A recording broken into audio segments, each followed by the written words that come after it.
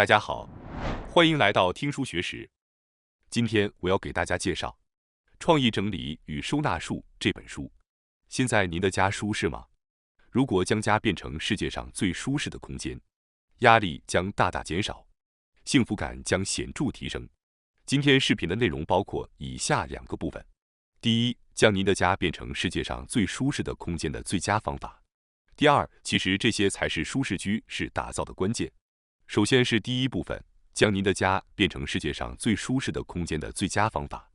我想强调的是，让自己的家舒适是非常重要的，因为将家变成舒适的空间可以大幅减少您的压力，并显著提升您的幸福感。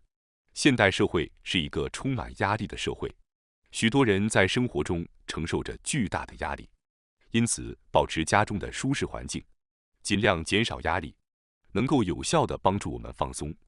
如果您回到一个干净整洁、舒适的空间，这样的环境不仅让人感到放松，还能提高您的工作效率和生活质量。随着远程工作逐渐普及，许多人也急忙为自己设立工作空间。正因为待在家里的时间增多，提升家中舒适度的重要性愈加显著。如果在家工作，舒适的环境与否将大大影响您的集中力和生产力。因此，在努力工作之前，我建议您先改变一下房间的环境。如果你已经在努力进行收纳和室内装饰，却发现房间依然很难整理、很难放松，那么请参考本书的内容，用创意的想法把自己的家变成舒适的空间。无论是什么样的房间，只要找出问题并加以改善，就一定能实现比现在更舒适的空间。本书详细介绍了整理收纳的基本概念、室内装饰的技巧，以及适合每个人的简单 DIY 方法，帮助您在家中打造合适的收纳空间。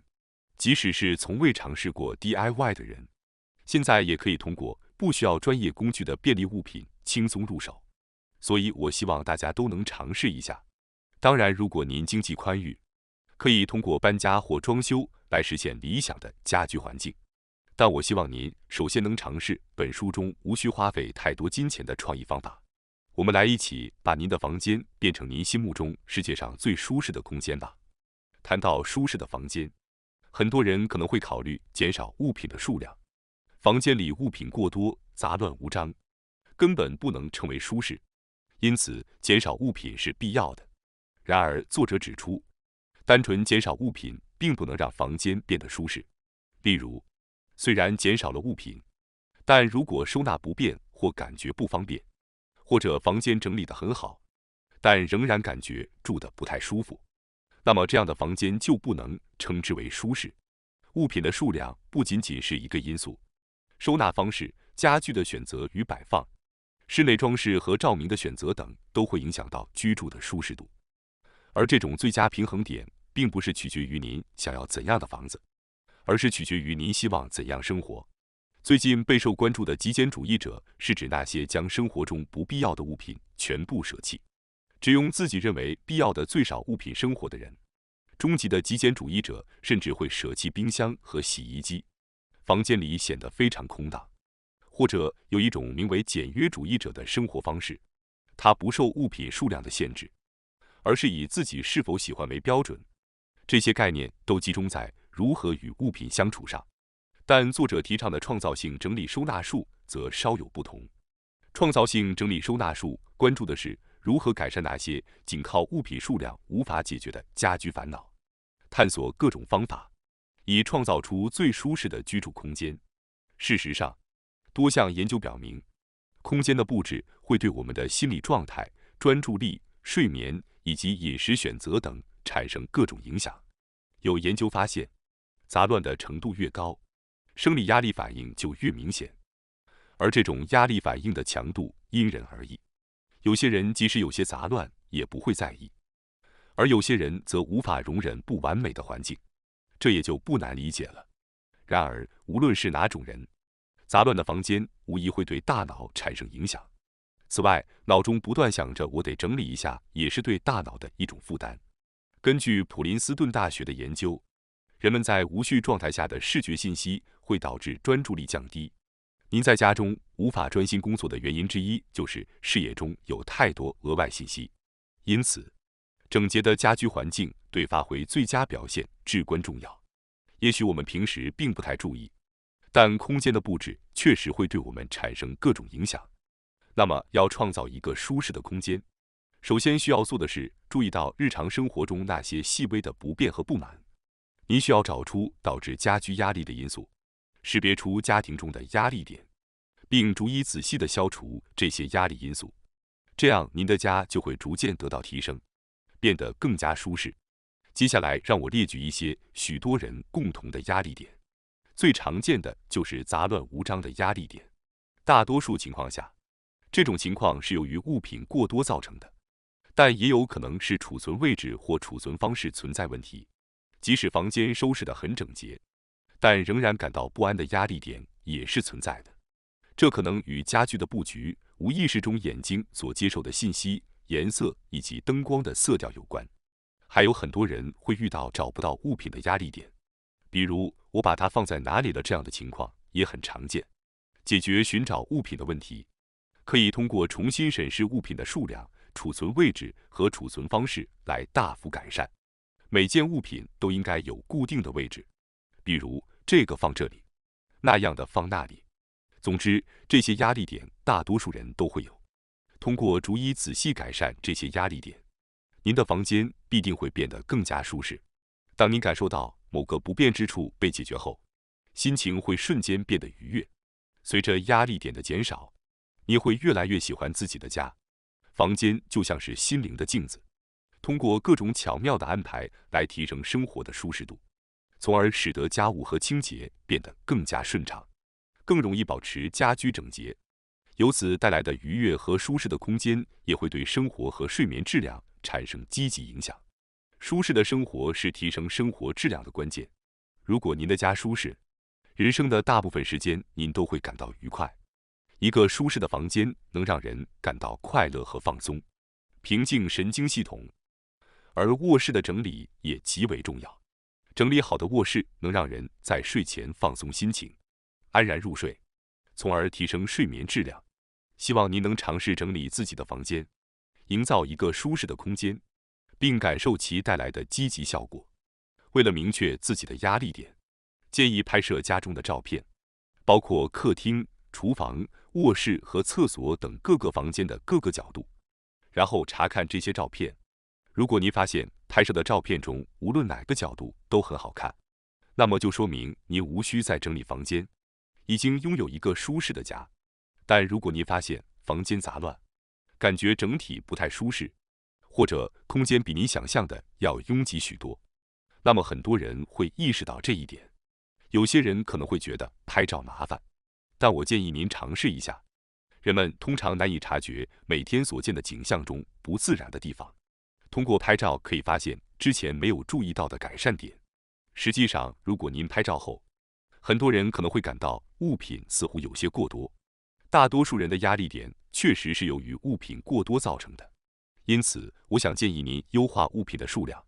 我们生活在物品环绕的环境中，物品在便利和丰富我们的生活的同时，数量过多或不适合自己的情况也可能造成压力。关于家居烦恼，最常见的就是总是凌乱，难以收拾。这往往是因为物品的数量超出了管理能力。重新审视物品的数量是获得舒适空间必不可少的步骤。那么，如何将物品调整到合适的数量呢？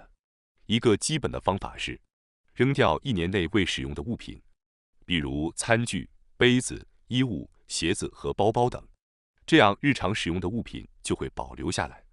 这里的重点是强制性的扔掉1年内未使用的物品。如果你想着也许将来会用到而留下它们，那您的物品数量就永远不会减少。因此，强制性的、毫不犹豫地舍弃那些1年内未使用的物品。此外，除了舍弃1年以上未使用的物品外，预先决定所需数量的方法也是有效的。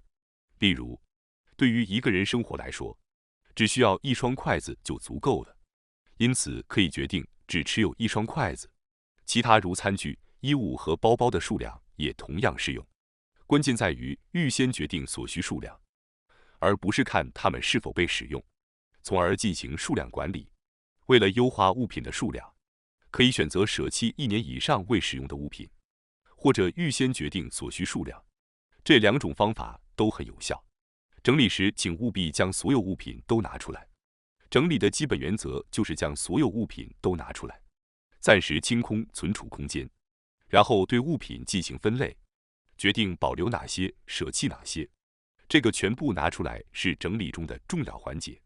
与其零零碎碎的反复整理，不如一次性全部拿出来，这样效率会显著提高，结果也能更快完成。在多年未整理的家中，许多显而易见的无用物品可能会藏在存储的深处，所以首先要把所有物品都拿出来，这样可以直观地看到自己所拥有物品的总量。此外，遗失的物品也可能被找到，重复的物品也能被发现，还可以更容易地清洁。当您准备好进行整理并开始全部拿出物品时，几乎肯定会遇到一些让你犹豫的物品。在分类过程中，如果只需判断保留还是舍弃，事情就简单多了。但总会出现一些不知该如何处理的物品。例如，当您看到一件被遗忘的物品时，可能会感到怀旧，并在下一瞬间考虑这个我能用吗？或者我还会再用到它吗？进而倾向于选择保留。实际上，这些物品应该被舍弃，因为这些都是您早已遗忘的东西，对您的舒适生活并没有必要性。换句话说，犹豫不决的物品应该被舍弃。另外，有些物品虽然可以使用，是别人送的或看起来还很新，但如果您因为这些原因而保留它们，就会导致不必要的物品积累，从而失去房间的舒适感。也许有一天会用到的物品可能很难舍弃，但这会牺牲您目前的舒适感，实在是太可惜了。为了获得舒适，应该舍弃那些不确定将来是否会用到的物品。尽管如此，很多人可能仍会对舍弃可用的物品感到抵触。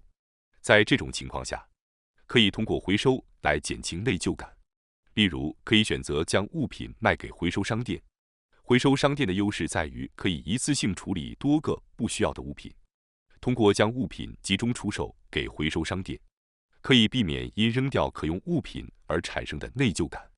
或者使用二手交易应用程序出售物品也是一个好选择。请记住，丢弃物品或整理存储的方法是一个逐步提高的技能。一开始物品分类可能需要相当长的时间，并且会感到困难。然而，随着多次整理的经验积累，您将逐渐理解保留物品和舍弃物品的判断标准，做出判断所需的时间也会越来越短。如果您现在感到难以整理和收拾，不要担心，这只是您整理的一个阶段。即使在整理和清理方面感到沮丧的人，也要以开放的心态意识到自己的技能仍在提升，重新开始努力吧。接下来是第2部分，其实这些才是舒适居室打造的关键。我想讨论如何重新审视您的室内装饰和家具布局，以使您的房间更加舒适，找出家中的压力源并进行改善，并进一步优化物品的数量，这样舒适房间的基础就完成了。仅仅这样，您就会感到相当舒适。在房间布置中，概念意味着清楚地决定您想如何生活，如何度过时光。如果能明确自己认为舒适的是什么，设定自己的理想生活方式，您就能选择与您的生活方式相匹配的室内装饰和家具。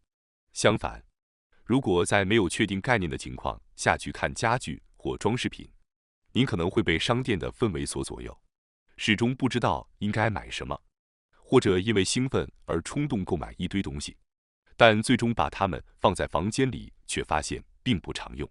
顺便提一下，听到这段话的人中，可能有人会觉得我们家太小，无法打造舒适的房间。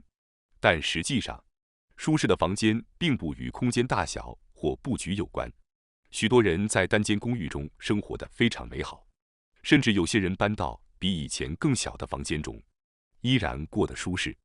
无论房间布局如何，只要能够选择符合您概念的家具和布局，就有可能实现舒适的生活。那么，如何决定概念呢？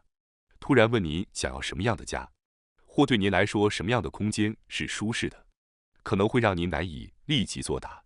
不妨想想在家中您最幸福的时刻是什么，例如，在阳光明媚的休息日，您可能最享受在阳光下读书，或者和宠物玩耍的时光，或者懒洋洋的看电视的时光。想想在家中做什么使您感到最快乐。近年来，许多人在家中度过的时间增加，因此居家的方式也发生了很大变化。大家是否想到了自己最快乐的时光呢？以作者为例，作者认为懒散的看电视的时光是最快乐的，因此作者的室内设计概念是可以放松的客厅餐厅。基于这一概念，可以决定优先考虑一个舒适的客厅，以便可以悠闲地看电视。如果有人觉得在阳光下读书是最高兴的事，那他们的概念可以是一个能在阳光下专注阅读的客厅。如果您和宠物一起度过的时光是最快乐的，那么可以考虑一个让宠物和主人都能舒适的客厅。希望大家能优先考虑自己最幸福的时光，思考出一个属于自己的概念。当概念有了一定的明确性后，接下来就要选择符合这一概念的家具。也许您家里有很多家具并不符合您的概念，现在先暂时忘掉现有的家具，想象一下在空荡荡的房间里，你希望放置什么样的家具？接下来我们将具体看看如何选择家具。以能够在阳光下专注阅读的客厅为例，我们来看看如何选择家具。首先要考虑一件作为主要家具的物品，以度过那段时间。为了在阳光下阅读，可以在窗边放置一把舒适的一人沙发椅。天气不好的时候，可以选择便于移动的折叠椅，比如沙滩椅。确定了主要家具后，接下来考虑其他所需的家具。如果有一张可以放饮料和零食的小桌子，阅读时会更加舒适。此外，您还可以准备一些靠垫和毯子，以便在打瞌睡时能够舒服的小憩。同时，如果有一个带手柄的箱子，可以方便地把当天要阅读的书籍放在一起，那就更便利了。如果生活的中心是阅读，您可能不需要一台大电视。如果您主要阅读电子书，就不需要书架。但如果您的梦想是被喜爱的纸质书围绕，那么可以在客厅放一个大容量的书架。在这个时候，所需的物品有一把一人沙发椅、一张小桌子，还有2个储物箱。即使这样，客厅的一半空间仍然是空着的。这部分空间可以用来运动和宠物玩耍，或者用来度过您第二幸福的时光。如果围绕您的幸福时光来布置家具，您是不是觉得家会变得越来越舒适呢？大家也可以试试这个方法。当您布置家具时，可能会发现一些不需要的物品，这些物品可以送到二手商店等地方处理掉。一旦确定了与概念相符的家具种类和数量，接下来请一定要考虑布局。想一想把什么放在哪里最方便，然后进行布局。例如，许多电灯开关都位于房间的入口处，家具也是如此。每个家具都有其便于使用的位置。例如，从电视和沙发之间的距离来看，餐桌的摆放方向，或者计算机桌和文件储存的排列方式。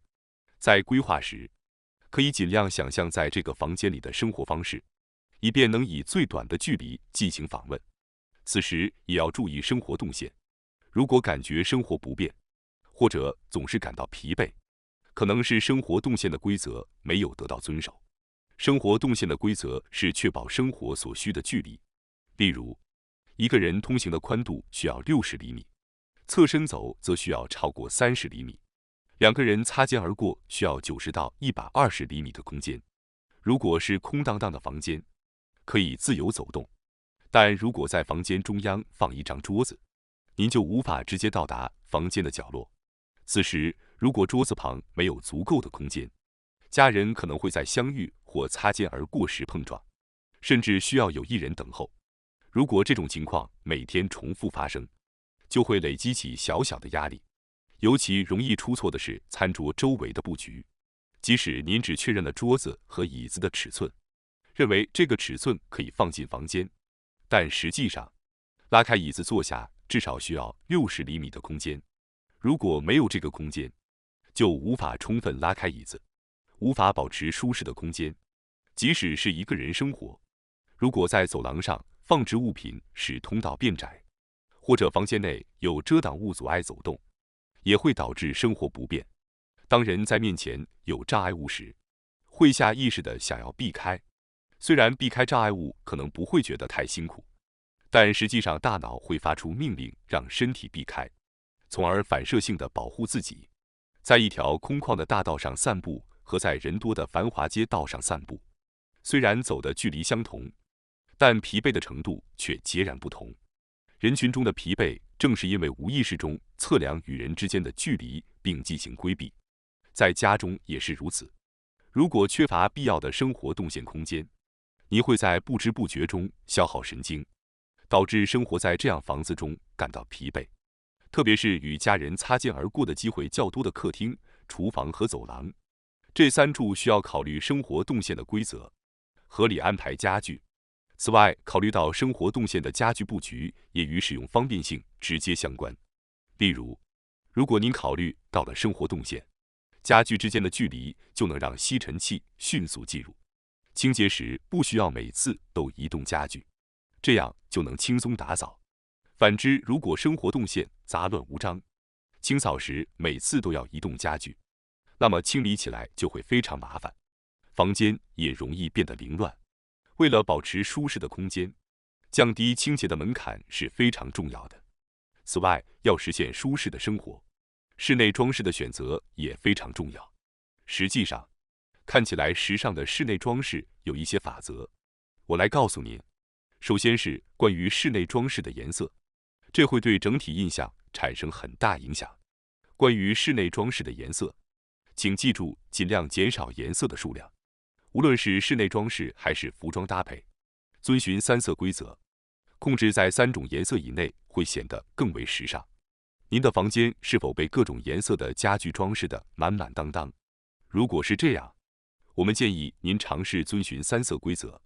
此外，在布置家具和装饰时，尽量减少高低不平的物品，这样房间会显得整洁。